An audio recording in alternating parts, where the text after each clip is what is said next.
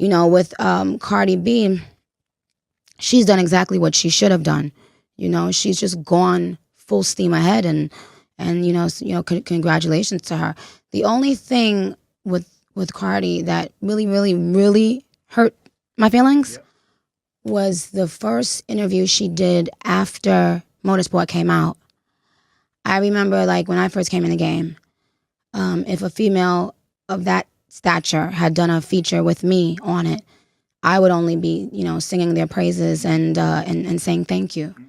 The first interview she did after Motorsport came out, it just really hurt me because she looked so aggravated and angry, and the only thing she kept saying was, "Oh, I didn't hear that. I didn't hear that verse. I didn't hear that verse. She changed her verse." Like, I was like, what?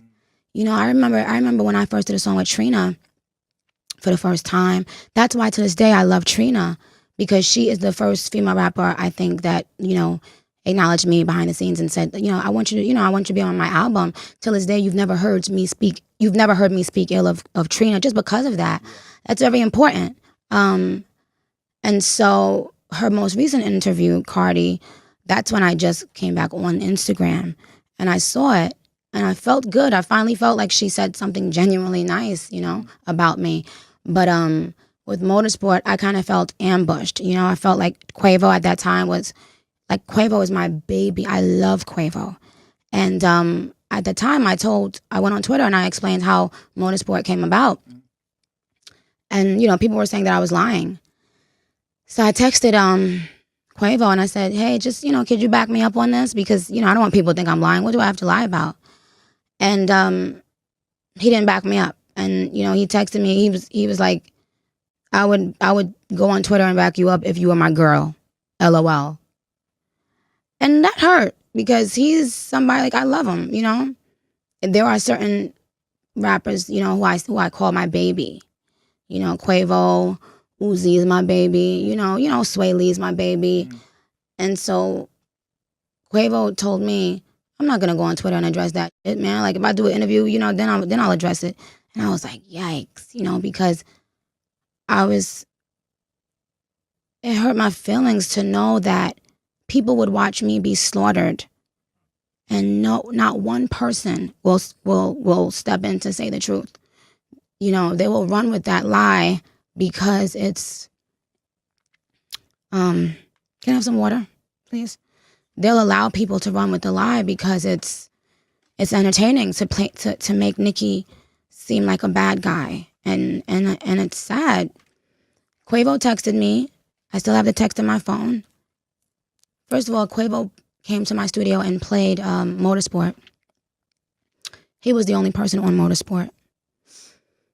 I said, oh, that's a hit. That's out of here. I want to get on that one. He wanted me to get on a record call for keeps. She for keeps. I said, no, please, please, please, please, let's do Motorsport. He came back after and said, all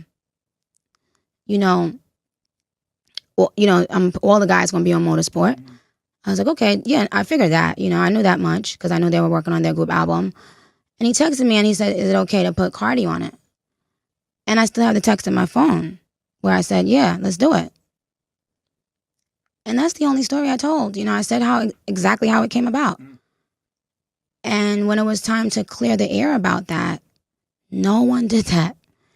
Everybody, all of them allowed me to look like I lied. And, even with the scheduling conflict, she's using my hairdresser now. So even he can attest to the fact, Tokyo, he knows that there really was a scheduling conflict and it was because of him.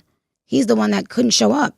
And I texted him, I said, that if I don't show up the day she's shooting, they're going to act like it's because I'm doing it to be mean, with the current Nicki hate train. And he wasn't able to come, he had something to do, and that's fine. So I had to shoot on another day.